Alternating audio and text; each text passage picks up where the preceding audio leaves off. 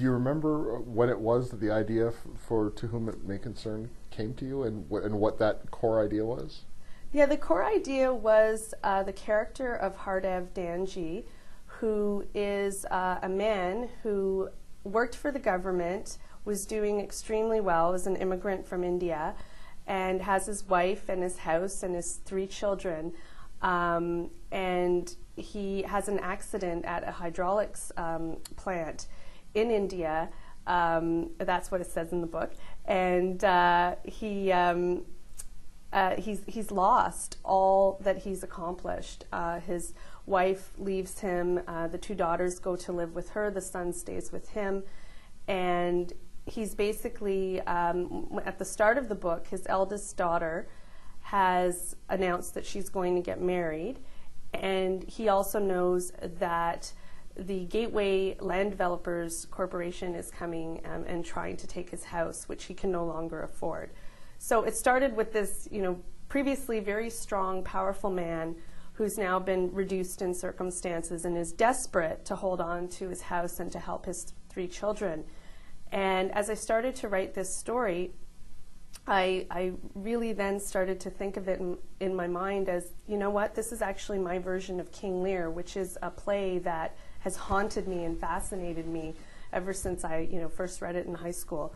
So then I became more conscious of the fact that, yes, this is a story like King Lear that's going to talk about, who wants into the family, who wants out of the family, what does it mean to have an inheritance. Even if you don't have a lot of physical objects to give your children, you still have an imaginative sense of what it means to be part of whatever family it is. So here are the Danjis, or the Uppals. I have some idea of what that means to be part of the Uppals.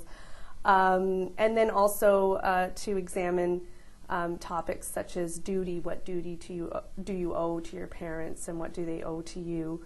What's the right behavior when you're in a crisis? All that kind of stuff. And then I got to have some fun too in the book with Shakespearean elements, not just those in King Lear, but also the wonderful stuff where people are always in disguises or appearing to be something and they're not, and writing letters that may not get to their recipients or get somehow thwarted or get written by people they're not supposed to be written by. The notion of family seems to be pretty central to the book, and yet you can see that his 3 kids are all splintering off, and it's going to get even for that first Thanksgiving dinner, it's going to get messy. Yes, I sometimes ask myself while I'm writing to keep focused, if I could describe my novel in 1 word, what would it be? Or each chapter, what do I want this chapter to accomplish? Give me 1 word that will help me focus all the energy of it. Because you can always go off into so many different directions when you're writing. And for me, the word that kept coming back was family. This book is really about what it means to have a family, what it means to be part of a family. And one of the things that Hardev really appreciates about Canada is how imaginative the country is when he arrives, and that he, his parents are both dead when he arrives in Canada. And he sort of falls in love with French-Canadian culture, and he's also quite in love with British culture and with Catholicism. At one point, his wife had joked with him that he wanted to he wanted to marry her so he could celebrate Christmas, because he loves Christmas so much. So he gets to reimagine what it means to belong to a family. Is it just about culture? Is it just about where you grew up and the traditions that you grew up with? And I think he says no.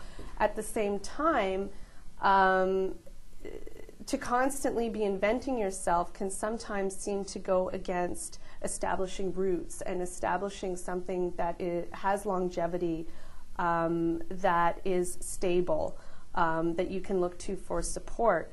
So I think that the children are also trying to figure out their family is a broken family. It's a very damaged family after Hardev becomes a quadriplegic, and he can no longer really be, in many ways, the head of the family and the source of strength for the family. So I think that they have to figure out what is a family to them. And I think that what people frequently do when they're faced with either a broken family or a family that's, doesn't function, or a family that's sort of disastrous to them, whether it's in a kind of evil way or just people can't function, is that they find other groups of people, other communities that can provide the same kind of thing as family. And that's always fascinated me. How, Dorothy, the youngest daughter, she's also deaf, so she has a different community, which also, brings up for her all kinds of different issues of what it means to, do you just live with the deaf community, or do you live with the rest of the hearing population? Or you have Barendra, who really wants to be part of a kind of diplomatic wife corps, and not have to deal with a lot of issues of family. And then you have Emil, who is a graduate student and a very academic type, who is just also discovering his sexuality and realizing that the person that he thought he was and the world that he thought he would belong to maybe isn't going to be the one he's going to belong to later in life. So I think, for me, in the end, family is very much associated with identity and how we construct our identity, or how we reject what other people have told us our identity is. The book is To Whom It May Concern. I've been speaking with the author Priscila Uppal, and To Whom It May Concern, published by Doubleday Canada.